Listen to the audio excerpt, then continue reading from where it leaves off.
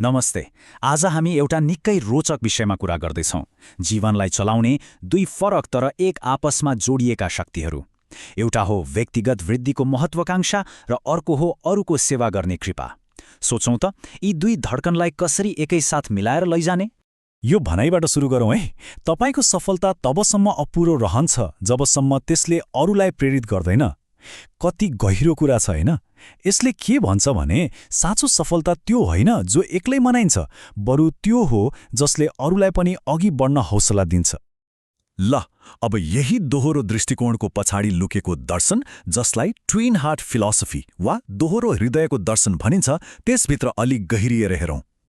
Twin heart motivation, यो भनेको के हो त? सिधा भाषामा भन्नुपर्दा यो एउटा यस्तो विचार हो जहाँ वास्तविक सफलता पाउन एकैपटक दुईवटा मुटुलाई जगाउनुपर्छ, एउटा आफ्नो र अर्को अरूको। मतलब आफ्नो प्रगति र अरूको भलाइ सँगसँगै हिँड्नुपर्छ। अब यहाँ हेर्नुहोस् त, कति राम्रोसँग छुट्याइएको छ। एकातिर छ आफ्नो हृदय, जसलाई चाहिन्छ आत्मविकास, अनुशासन र एउटा स्पष्ट उद्देश्य, अनि अर्कोतिर छ अरूको हृदय, जसलाई चाहिन्छ सेवा, करुणा र सकारात्मक प्रभाव। यी दुई फरक देखिए पनि वास्तवमा एउटै सिक्काका दुई पाटा हुन्। अनि जब कुनै व्यक्तिको मुटु आफ्नो लागि र अरूको लागि एकैसाथ धड्किन थाल्छ नि, तब जीवनको गति मात्र होइन, गहिराई पनि बढ्न थाल्छ। यो एउटा यस्तो अद्भुत तालमेल हो जसले सामान्य जीवनलाई पनि खास बनाइदिन्छ। ठिक छ, अब पहिलो धड्कनमा डुबौँ। यो हो ग्रोथ, अर्थात् आफ्नो विकासको लागि धड्किने मुटु, जसले हाम्रो भित्री जगलाई बलियो बनाउँछ। आत्मविकासको सबैभन्दा पहिलो सिद्धान्त मूडभन्दा अनुशासन ठूलो हो। किनभने हेर्नुस्, काम गर्ने मूड त आज हुन्छ, भोलि नहुन सक्छ, तर अनुशासन यस्तो चिज हो जसले हामीलाई हरेक दिन अगाडि बढ्न बाध्य गराउँछ, चाहे जेसुकै होस्। दोस्रो सिद्धान्त पनि उत्तिकै महत्त्वपूर्ण छ। बहाना होइन, काम रोज्नुहोस्। सफलता ठूला ठूला आइडिया सोचेर मात्र आउँदैन, त्यो आइडियालाई काममा उतारेपछि आउँछ। त्यसैले बहाना बनाउन छाडेर काम गर्नतिर लाग्नुपर्छ। र तेस्रो सिद्धान्त, पूर्णता होइन, प्रगतिलाई अँगाल्नुहोस्। कहिलेकाहीँ हामी पर्फेक्ट काम गर्ने चक्करमा सुरु नै गर्दैनौँ, तर असली खेल त हरेक दिन थोरै थोरै भए पनि सुधार गर्नुमा छ। निरन्तरको सानो प्रगतिले नै ठूलो उपलब्धि दिलाउँछ।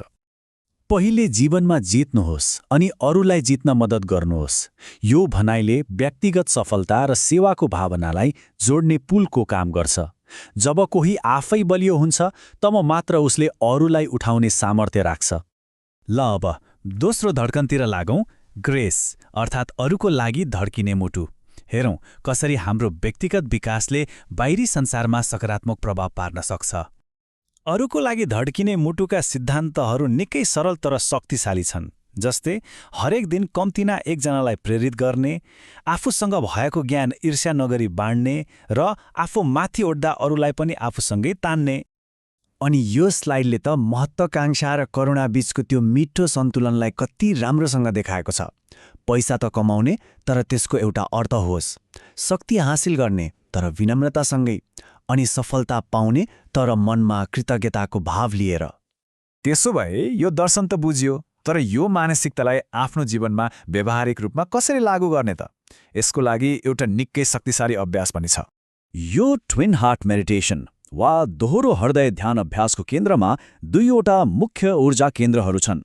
एउटा हो हार्ट चक्र, जुन हाम्रो प्रेम, करुणा र उपचारको केन्द्र हो, र अर्को हो क्राउन चक्र, जुन शान्ति, ज्ञान र उच्च चेतनाको केन्द्र हो।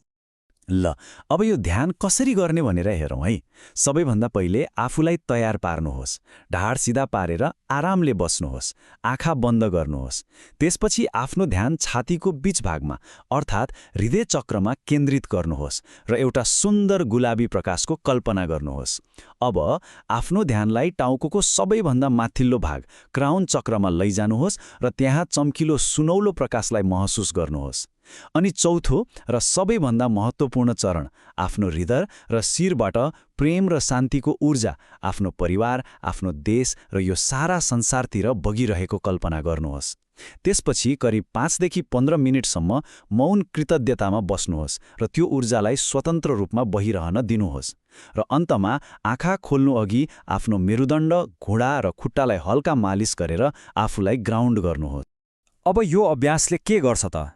यसका फाइदाहरू साँच्चीकै गजबका छन्।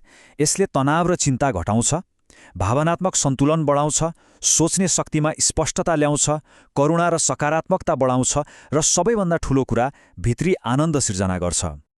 तर एउटा एकदमै महत्त्वपूर्ण कुरा, यो अभ्यास सबैका लागि नहुन सक्छ। विशेष गरी 16 वर्षभन्दा कम उमेरका बालबालिका, गर्भवती महिला वा गम्भीर हृदय रोग भएका व्यक्तिहरूले बिना कुनै विज्ञको निर्देशन यो ध्यान गर्नु हुँदैन। त्यसो भए अन्तमा बुझ्नुपर्ने मुख्य कुरा के हो भने यो दर्शन र यो अभ्यास यी दुई अलग कुरा होइनन्। यी एक आपसमा जोडिएर एउटा पूर्ण जीवनशैली बनाउँछन्। दुई हृदय एकै लहरमा हुँदा एउटा जीवन नै परिवर्तन हुन सक्छ। यो अन्तिम भनाइले हाम्रो आजको विश्लेषणको पुरै सारलाई समेट्छ। यदि दुईवटा मुटुले जीवन नै बदल्न सक्छन् भने एउटा प्रश्न उठ्छ, कुन चाहिँ पहिले धड्किन सुरु गर्नुपर्छ, भित्री विकासको कि बाहिरी प्रभावको? यो एउटा गहिरो प्रश्न हो, होइन त? यही प्रश्नमाथि सोच्न छोड्दै आजको लागि यति नै।